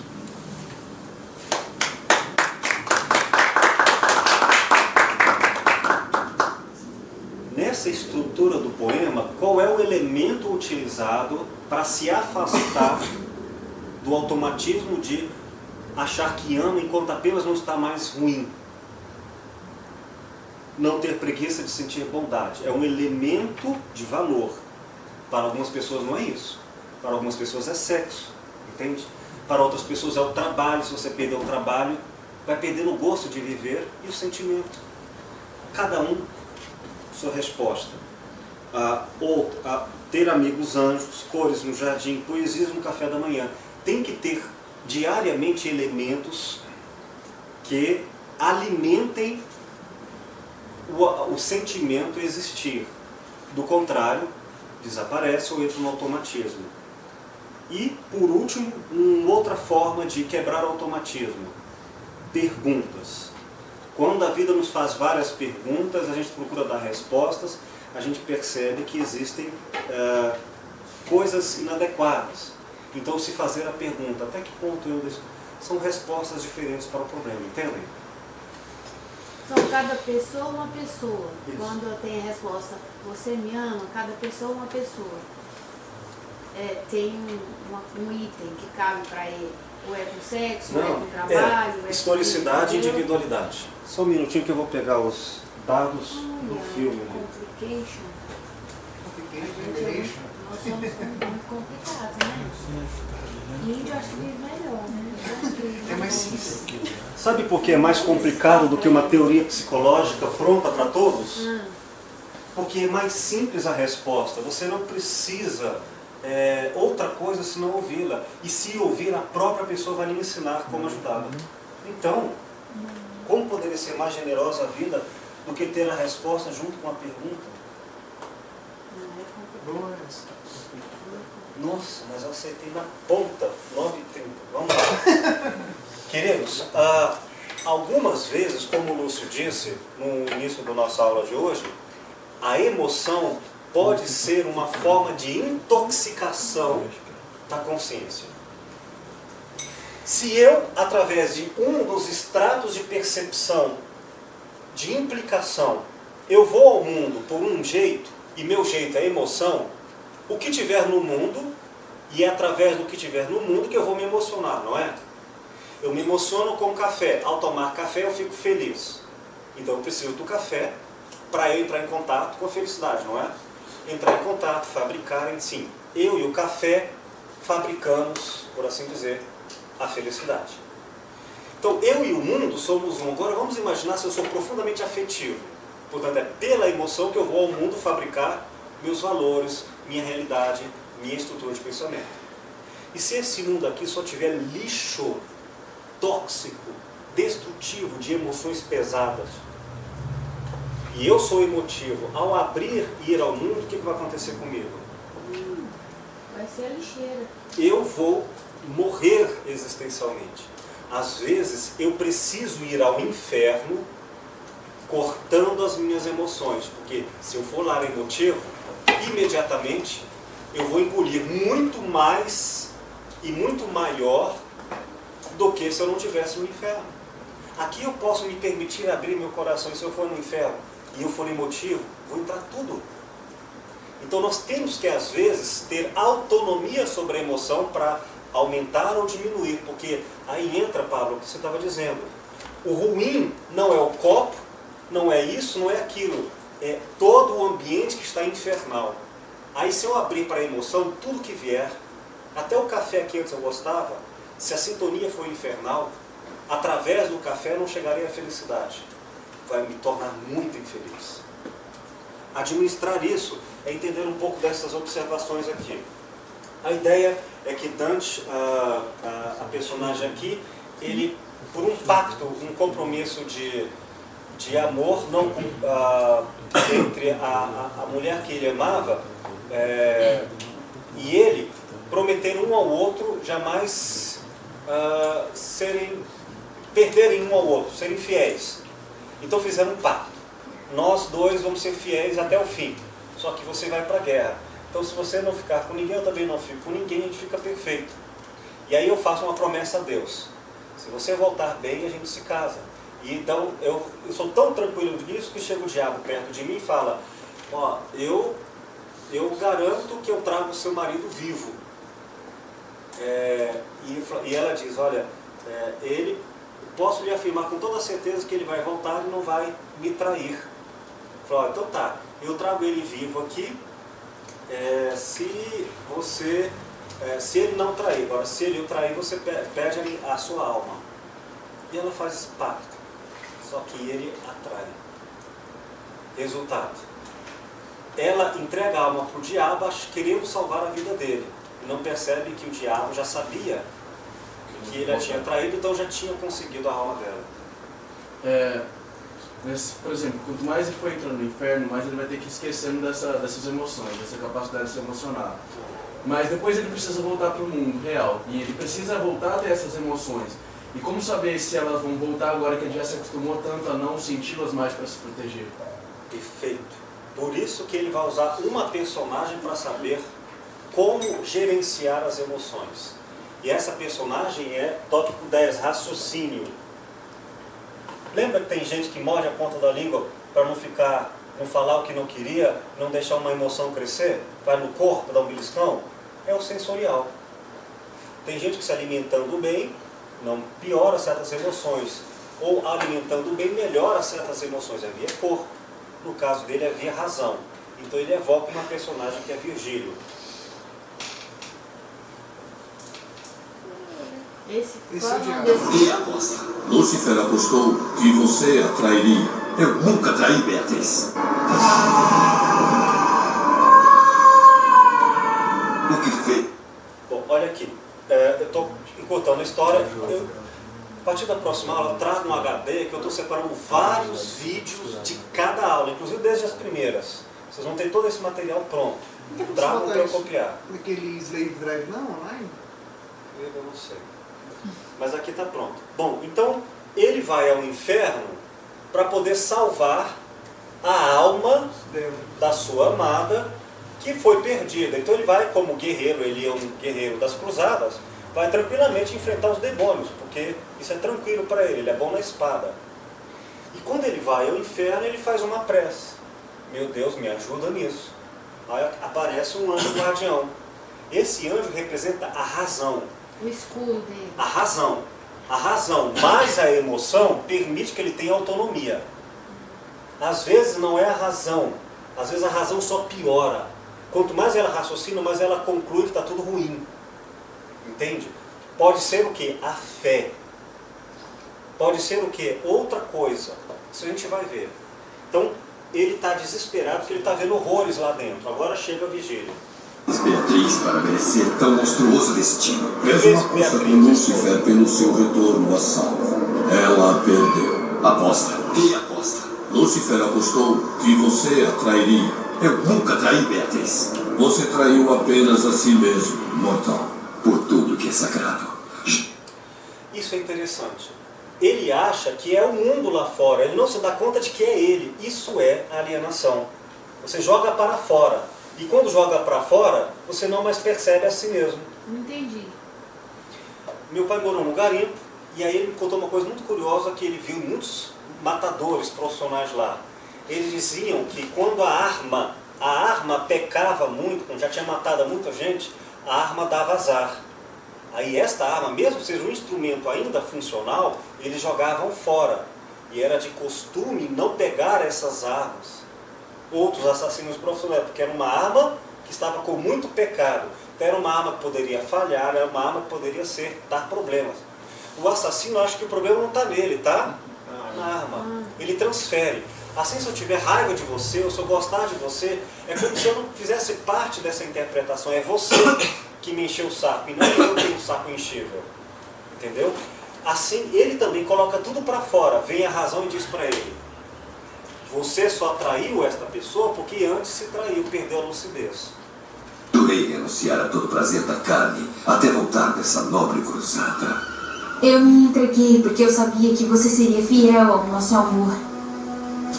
E quando eu voltasse, nos casaríamos. E viveríamos até a velhice para ver os filhos de nossos netos.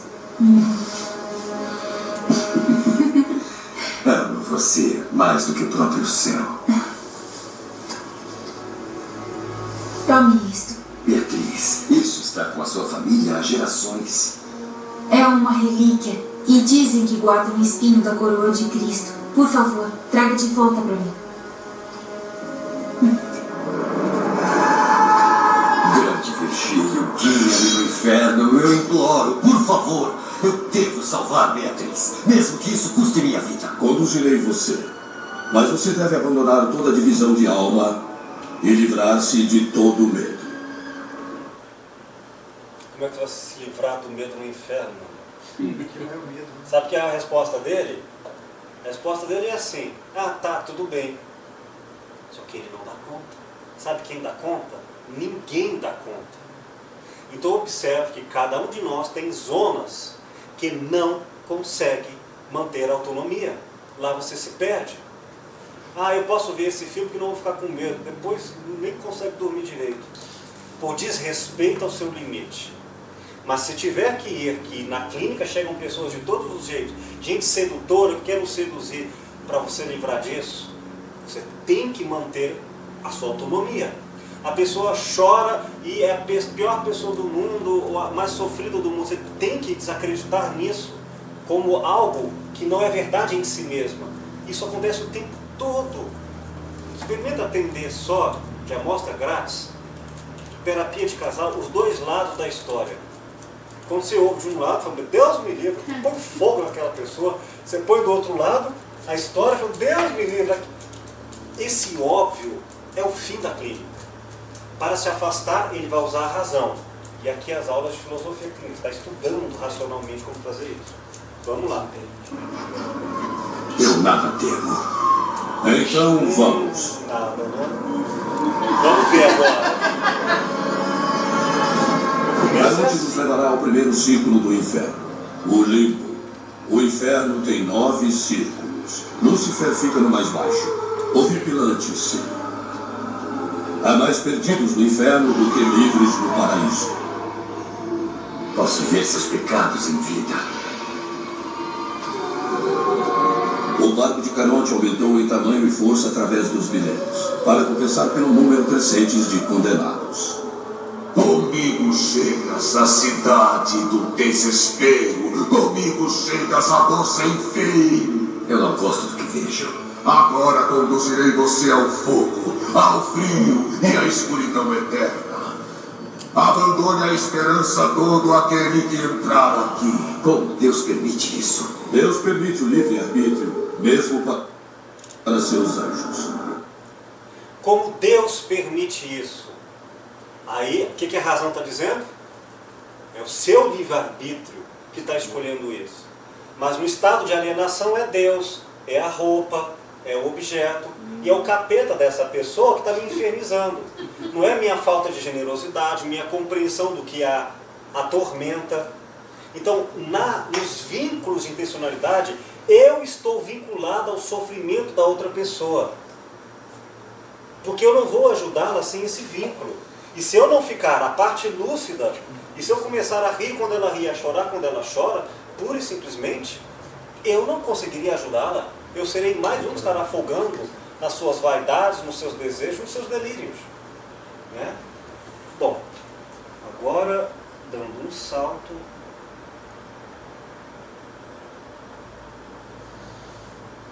Esse filme chama Divina Comédia? É o Inferno de Dante. Inferno de Dante? É, tá em vídeo, depois eu passo para vocês. Se vocês trouxerem um HD na próxima.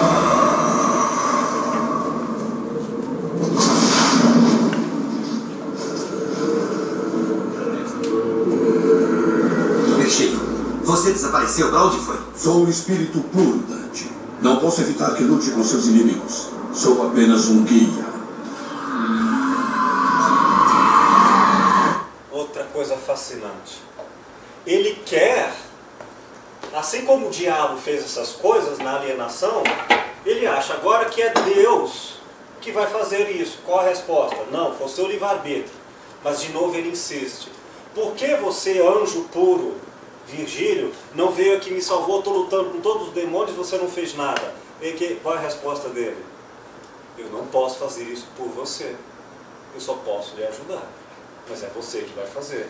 Mas a tendência dele era sempre, do alienado, procurar o outro. Para que o outro faça por ele. Imagina o que não vão pedir para o terapeuta fazer. Tudo, né? Ou o padre, né? Ou o padre. Não, terapeuta que somos todos nós, né? O filósofo clínico é um deles.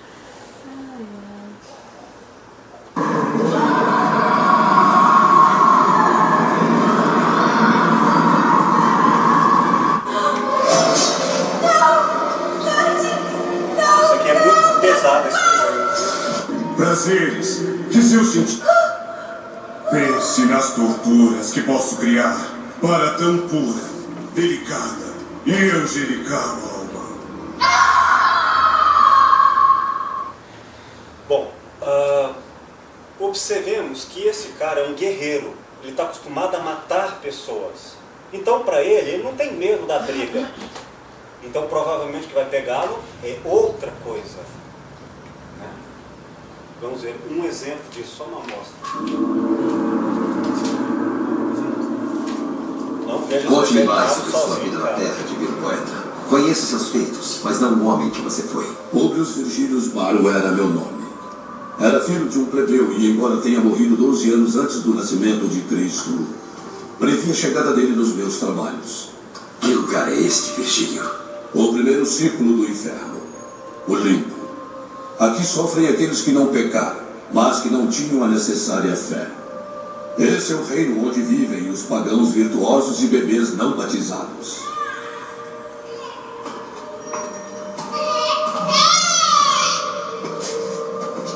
Uma criança? Aqui? Como isso é possível? Amado Dante, esta é a 4ª carta que eu escrevo. E a 4ª que eu destruo. Eu estou com 5 meses de gravidez. Temo contar ao seu pai, uma vez que ainda não nos casamos. Não sei por quanto tempo poderei esconder meu estado. Tudo o que eu peço é que você volte logo. Deixe essa terrível cruzada. E nós poderemos nos casar.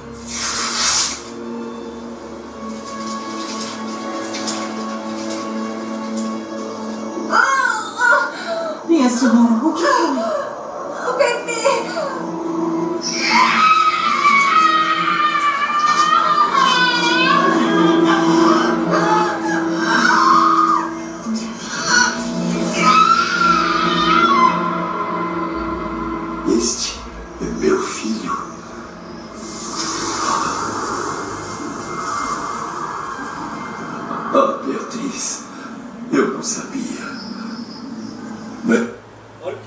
aconteceu? Ele achou uma coisa lá. Depois ele descobriu que essa coisa era ele, na história dele. Vocês acham que quem nos procura no consultório traz um problema muito diferente do que os que eu vivo? Não. Então, quando você for mexer lá, provavelmente vai encontrar o quê? Suas implicações na sua história. E você acha que vai encontrar aquilo que você resolveu bem? Você vai encontrar aquilo que justamente você também precisa. Então, lembram da frase de Jesus, amar o próximo como a si mesmo? Significa cuidar do próximo como a si mesmo. E aí, se eu me confundir com o outro, eu tenho um problema sério. Mas ao mesmo tempo, saber separar a mim do meu mundo, também faço isso do óbvio do mundo da outra pessoa. Como resultado, encontrar essa diferença entre o instantâneo automático, me afastar e falar, tudo bem, deixa eu perceber o que está acontecendo, como eu entrei nisso e como eu posso sair, eu faço isso para mim e para o outro. Por isso, o outro contou uma piada. Eu vou rir, tudo bem, eu estou achando engraçado, mas eu não vou rir como um ingênuo. Porque isso eu sei que está vinculado nele e que está vinculado em mim. O outro chorou, me doeu, a história é muito dolorida. Quando doeu, porque eu sei que tem história lá, mas eu sei que também tem história aqui. Por isso, quando eu encontrar isso, eu preciso, entre vários elementos, hoje eu não vou colocar muitos, não vai dar tempo, vou deixar este, a razão, para dizer o que é meu, o que é seu e até onde a gente pode ir. Lembrando que exemplos bem práticos só no curso avançado, onde vamos trabalhar casos do início ao fim. Tenha depressa, Dante. Esse não é um lugar para contemplações. Que demônios são esses?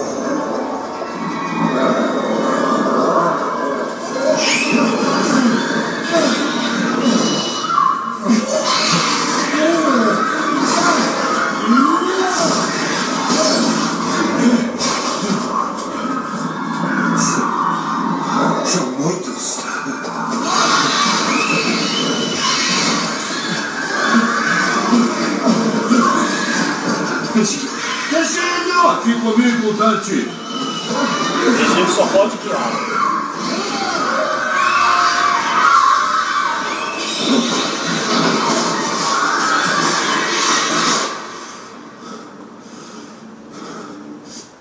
Vamos ficar por aqui.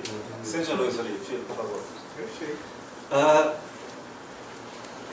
Qual foi a recomendação de Virgílio para lidar com todas essas coisas que parecem estar do lado de fora, mas se ele não resolveu dentro dele, estarão implicadas em automatismo?